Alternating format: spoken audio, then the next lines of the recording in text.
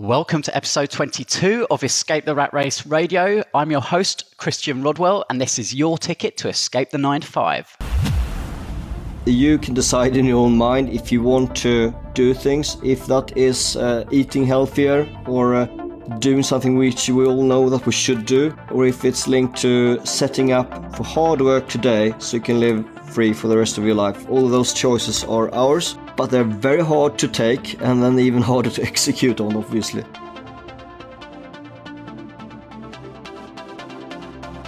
Tell people what you do and be proud about it. If that is starting your own shoe business, if that is in property, if that is in finance, whatever it might be, if you don't tell people what you do and what you can help with, how would they be able to serve you? Greetings, go-getters. This week on Escape the Rat Race Radio, I'm very pleased to welcome former Special Forces captain in the Marines, but now mentor, successful entrepreneur and very successful property investor, Mr. Fredrik Sandvall. Now, many of you know Fredrik from the London property circuit. He's been the top performer for the PIN Mastermind along with his brother Matthias, and he's now gone on to coach and mentor many others. And he's very, very passionate about helping other people to achieve financial freedom through property and business. Now, Fredrik has over 20 years experience in management. He's got a track record of building extremely high-performing teams, and he's helped many of his clients to grow both mentally and financially, with customers reaching many millions of pounds worth of fundraising. And it's fundraising and finance that we really go into in a bit more depth in our conversation today, because this is an area where Fredrik has great experience. And as I said, he's now a trusted advisor, coach and a mentor with many senior client decision makers. However, if you're at the beginning of your journey, you are still going to get many nuggets from our conversation today. Something to do with the mindset of how to ask others for money, whether you're already experienced in building a business or if you're just at the beginning of your journey. So I hope you're going to take lots out of today's conversation. So let's not wait around any longer and let's head over to my interview with Fredrik Sandvall. So welcome, Fredrik, to Escape the Rat Race. How are you today? I'm fine, thanks. Thanks for asking, Christian. Great. Whereabouts in the world are you today? Today I am in Sweden. 2 days I'm in London, and then the following day is Israel. Okay, so from your accent, I'm imagining that our listeners will already pick up that Sweden is your home country and you're spending a lot of time in London. I know that we've obviously connected over the last couple of years through various events in London, through the Property Network, and of course through Roger Hamilton's events as well. Before we really get into the meat of today's conversation, Fredrik, I think it'd be great if you wouldn't mind giving a little bit of background for our listeners as to where you've come from and where you are right now. And then we'll go into the steps that have been that journey since. Again, my name is Fredrik Sandvall. I am born in Sweden. My accent is muddled up from having worked all over the world with various things. I would probably call myself serial entrepreneur. I was an officer previously with the Marines and Special Forces. I have been a property investor, and I still am, and also developments. I still also work with consulting and mentoring, helping others. But how did I end up in London, of all places? Born in the countryside in Sweden, very, very normal family. And I think curiosity brought me outside the council and furthermore into Sweden and out into the world. And still into space if time allows in due time. That's really great. And our topic really today, although we could touch on so many areas, I think one thing that would be really beneficial for our listeners is to really get a grip around the steps you've taken to achieve financial independence for yourself. And I know that property has been one of the pillars really over the last 2 or 3 years, especially. And what it's like to now share that experience with others, because I know mentoring and coaching others is something you're very passionate about.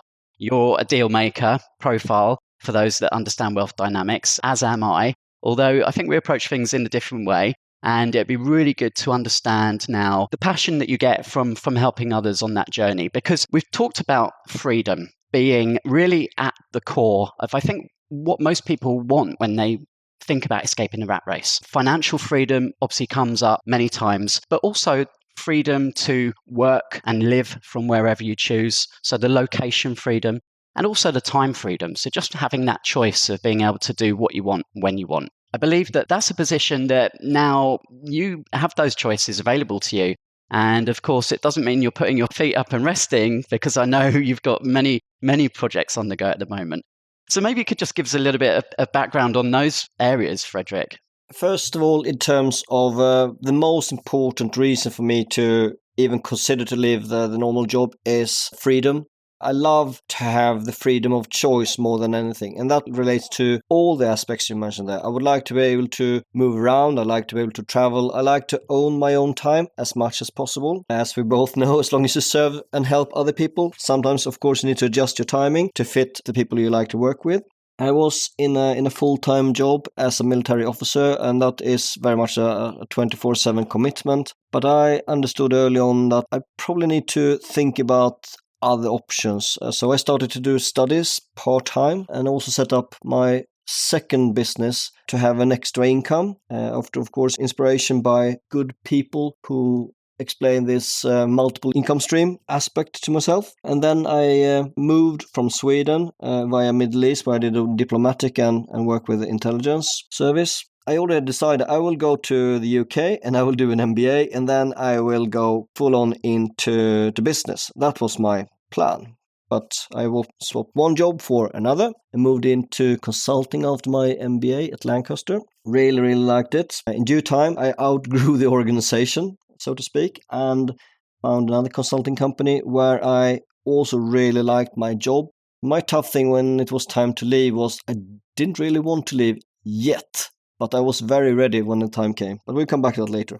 So it's fair to say that obviously after the military career, then it was into the corporate world. And that was something that I guess you had good times, but also realized that that wasn't going to be for the rest of your life. I think a lot of people come to that kind of crossroads period, and then it's a decision. It's like, well, maybe this is something that I've always done. I've studied a long time, or I've got my qualifications in this area. I'm not enjoying it anymore, or I don't see a future in it. But it's that crossroads of not knowing what to do, what else to do, and what to do for the next step. So you just attack that head on by the sounds of it, and you've always been quite clear about which direction you wanted to go in. Do you think that's just your personality? Or was it to do with the peer group and people around you that helped support those decisions? I think first and foremost, it's linked to the training I had with discipline and just taking on things head on. Of course, the peer group has helped substantially, and also both in terms of accountability, bolting on with extra knowledge, but you're really following a group that you're part of. In this case, it was following one of the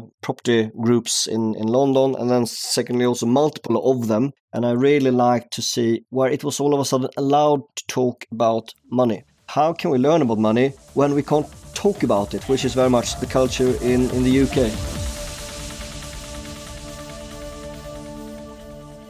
So you talked there about property. Let's touch on that now, because I know that you've had enormous success with your brother Matthias over the last 2 or 3 years, maybe a little bit longer. Is that fair? Yeah, no, especially I would like to give the credit to everyone been working with, the team and extended team. I love the term self-made millionaire, but it's just completely flawed because I don't think that anyone would like or would make it unless they actually work with other people, if that's customer, team, whatever it might be. So yes, Matthias and many others as part of the journey. So talk us through the steps of actually deciding who you were going to work with in terms of mentors to help you set up the property business. Did you know at the beginning kind of what you wanted to do, or was it through the training and obviously the people that you started connecting with that you decided on a particular route? Because there's many avenues with property, as our listeners will know. You can do the standard sort of buy to let. Obviously, you've got HMOs now, many other things such as developments. And did you know at the beginning, or was that something that you learned and taught? I knew about it,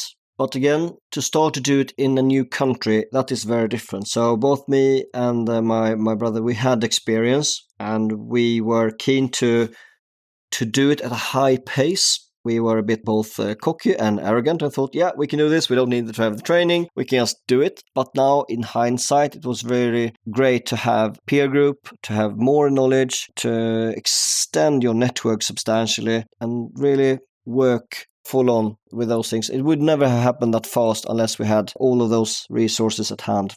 For those listeners who don't know the story, perhaps, of just how fast that was, I know you were the top performers and you were working with the PIN Mastermind, which is Simon Zucci's company. Do you mind sharing some of the figures, some of the projects that you actually did in those first 12 months? To talk about money can actually help a lot because often people shy away from that. But I would like to share as open and as honest as I can here for the sake of the benefits for the audience. So we started working with lots of other people. We work with other people's time. We work with other people's money, and we also did use our own money. In terms of the actual result, in less than 12 months, we started to work together from not having worked together at all, linked to property. And Matthias brought in seed capital from his flips in Stockholm, and I also had some starting equity. I didn't put any money into this. So with that limited resource, we worked with other people, and in the end, in 12 months, we had acquired properties worth more than £5 million, and they were predominantly HMOs, so house of multiple occupancy, so people living in nice rooms all over London. That also gives a very strong cash flow as a business. And that's incredible. Massive congratulations for that. If you remove money from the equation there, because a lot of people use the excuse of, well, I just don't have the money to get started, or I don't have the money to invest. But you just shared there that you don't necessarily need the money because other people may have money, but they may be short on time. And obviously you can work together and create a great partnership. So my question for you, Fredrik, is what's the defining difference between someone like yourselves who had that amount of success and someone else who could have no success over 12 months? Is it the mindset? Is there anything else that you think is a contributing factor there as to why some people have so much more success than others? I think it's really the mindset. You can decide in your own mind if you want to do things, if that is eating healthier or doing something which we all know that we should do, or if it's linked to setting up for hard work today so you can live free for the rest of your life. All of those choices are ours, but they're very hard to take and then even harder to execute on, obviously. And do you feel that it was made easier by working with your brother, that you had that accountability of someone else, whether it's a sibling or unrelated? Do you think working with somebody else is something you would advise to people who are looking to get started on a business or investment? Yeah, I would absolutely say pick your partners carefully. And the same with your mentors and teachers. I would also really like to highlight the value of having the right coach or mentor, in addition to have a business partner. In our case, we had different coaches, so we were pulled in the same direction towards our goal, but in different ways by our different coaches, all bespoke to what I needed and Matthias needed, because I was still working more than full-time as a consulting partner, and I had a young family. Matthias was early on single and later in a relationship. It makes a big difference to have also someone outside to take a look in. And that can be as simple as you just have to report whatever you're doing to anyone. But if they're qualified, even better. I heard Matthias refer once to his mentor telling him to think big. So was that something that was important to actually really stretch your imagination and actually aim super high in order to reach those targets that you were setting for yourselves? Yeah, so we again just talk about numbers. We set out to acquire property worth £2.5 million in 1 year, which is a lot, but that is where we started. But when Matthias' coach saw that this is going quite good, I pretty much said double it.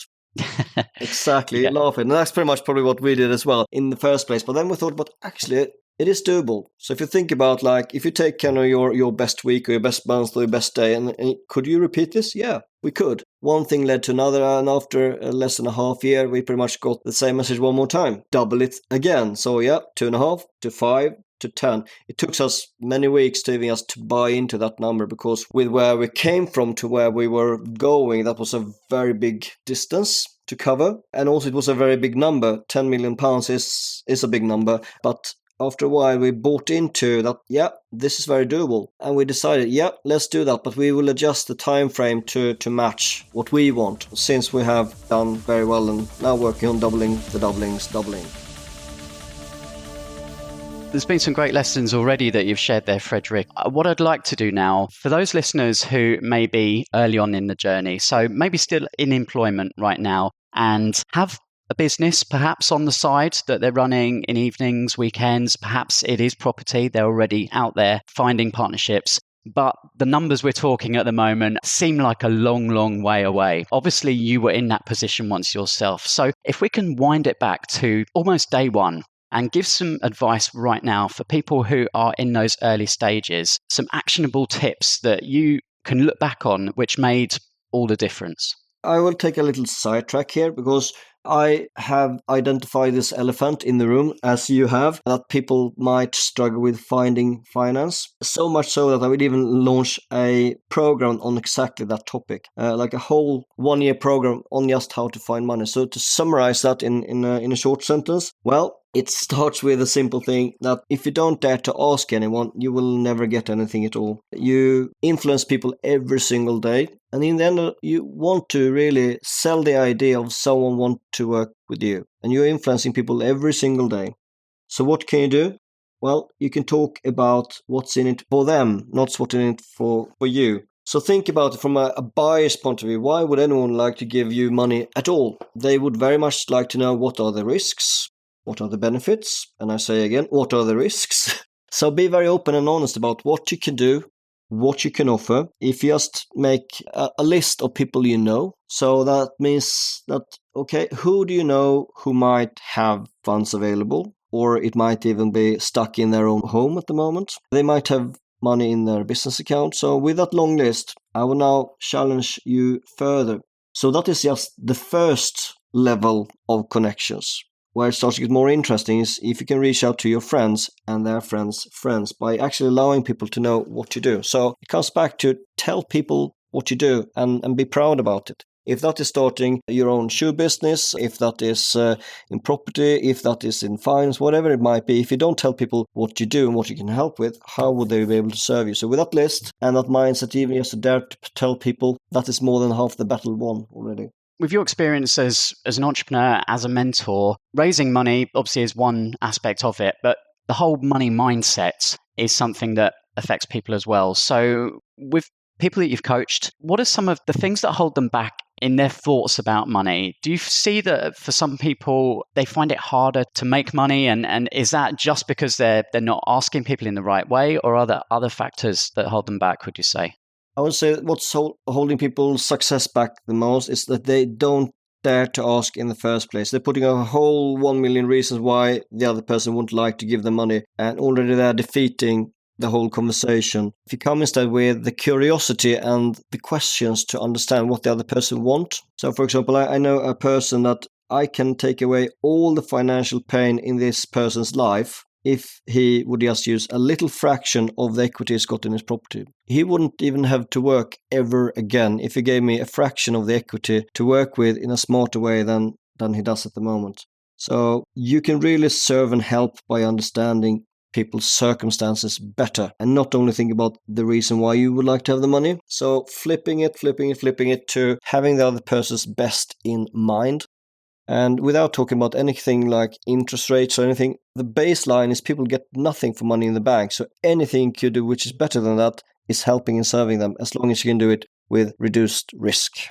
I think that's one of the keys there, isn't it? It's people maybe fear and risk that really gets in the way there. People worry that if they do take money off someone, that if it goes wrong and they lose it, how are they ever gonna, especially if it's friends and family, how they ever deal with that situation again. But I'm sure part of what you're doing now with your new program is showing people how to remove that risk. And when you can do that, then obviously it opens up the opportunities. Yeah. And also just be aware that there are so many ways how you can find money today. So yes, you got the closest friends and family. You have got the bank. The bank is probably still the cheapest option out there, but they often would like to have any kind of security.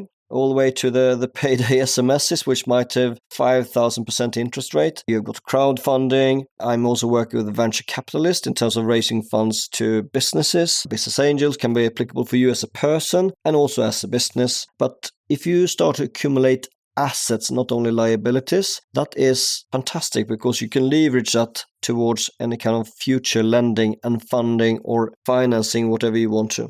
And that really is one of the fundamental rules that obviously Robert Kiyosaki introduced in Rich Dad, Poor Dad. And I know that's a book that's such a turning point in so many of our listeners' lives. Is that a book that you read, Fredrik? And I know you're a big fan of personal development. What were some of the big highlights in that area that really helped switch you on?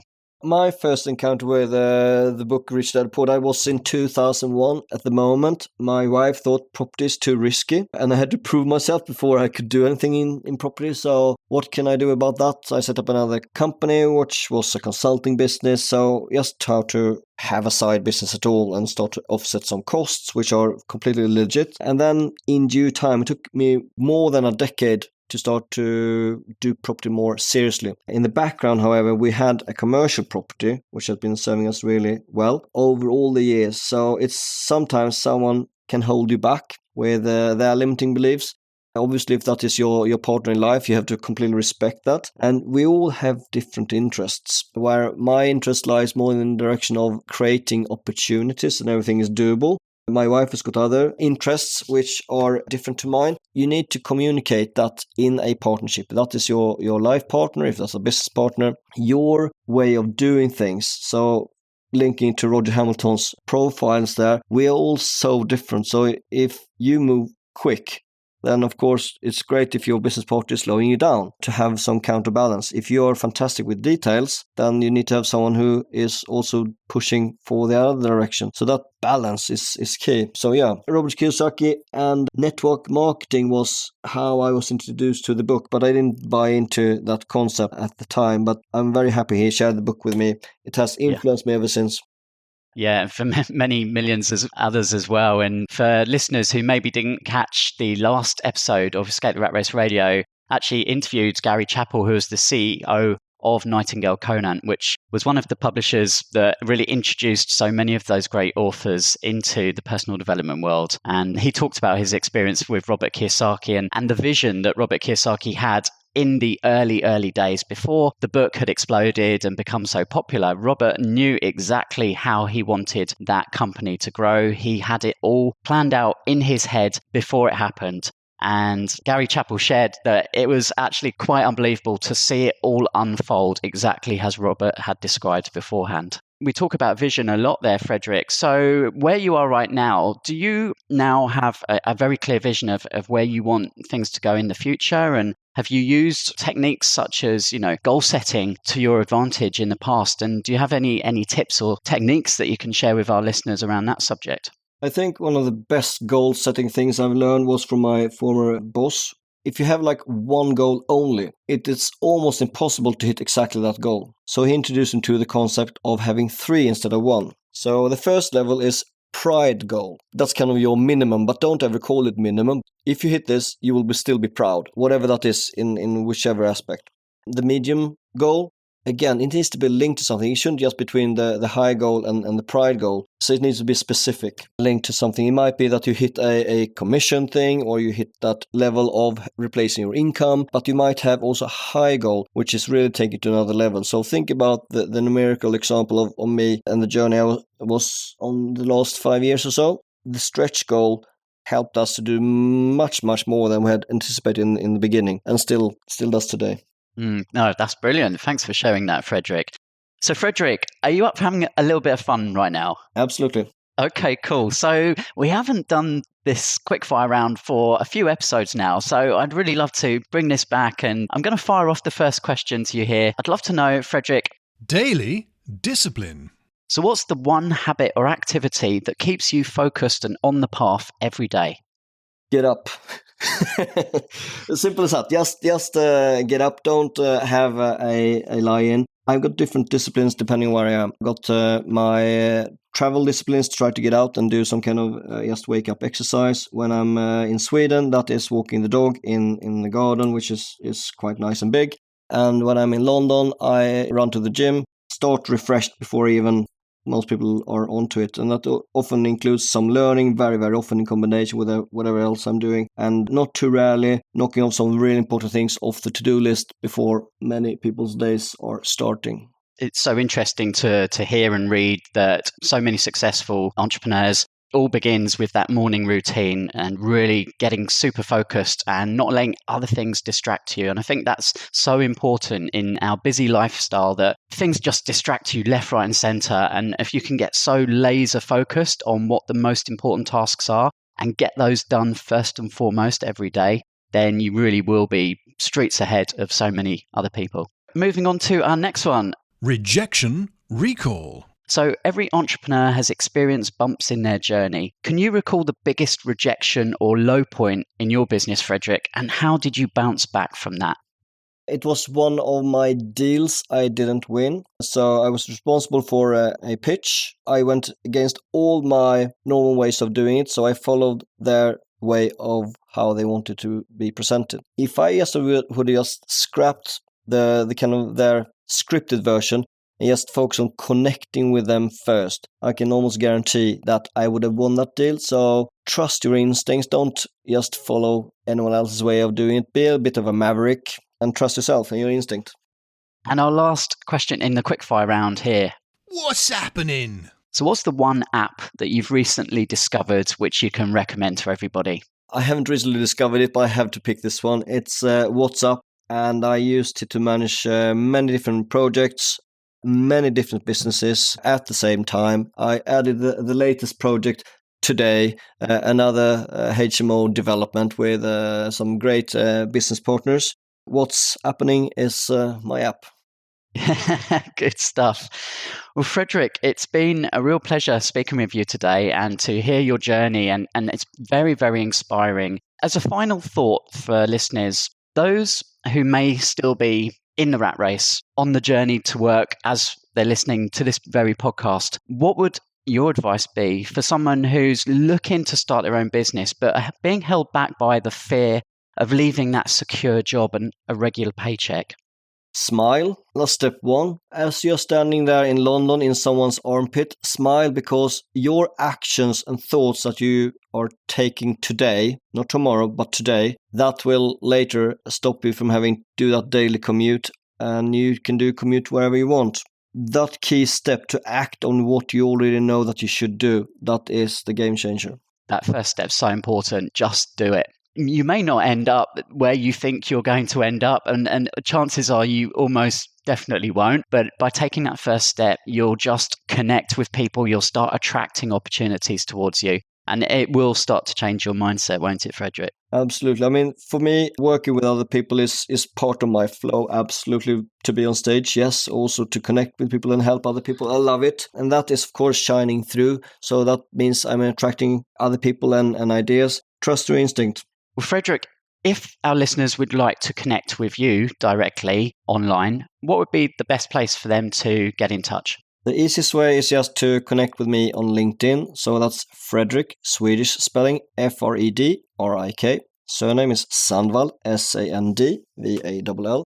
I do also have a personal webpage, which I don't mention all the time. That's fredriksandvall.com. I do use Facebook a lot. If you have got teenagers, I can highly recommend to follow our Junior MBA program. It's just sharing online how you start your business. We had our first live event recently in London. We will have more ones coming up.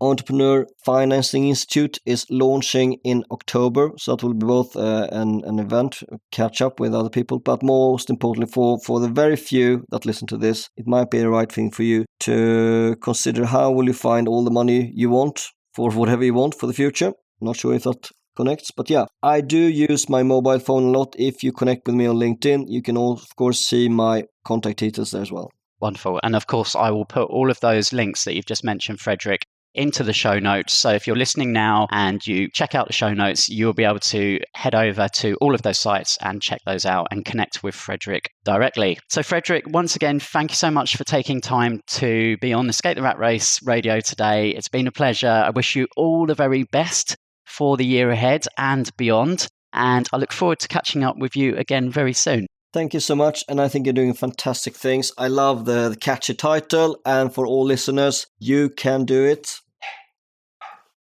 Yeah, and the dog in the background is right behind you agreeing. Yeah, exactly. Spot on. Good stuff. Thanks, Fredrik. Thank you very much.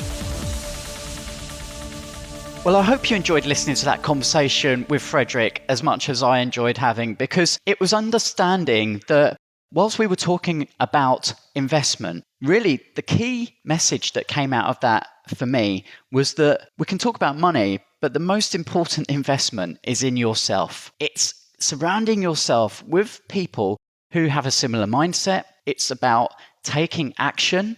It's about taking that first step, but also making sure that you're investing your time and money with the right people.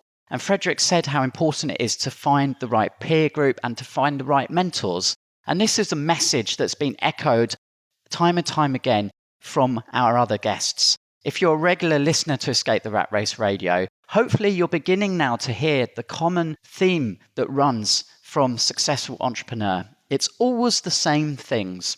And if you're not having the success that you want in your life right now, then ask yourself the question, are you applying these tips? Are you applying these principles to your life?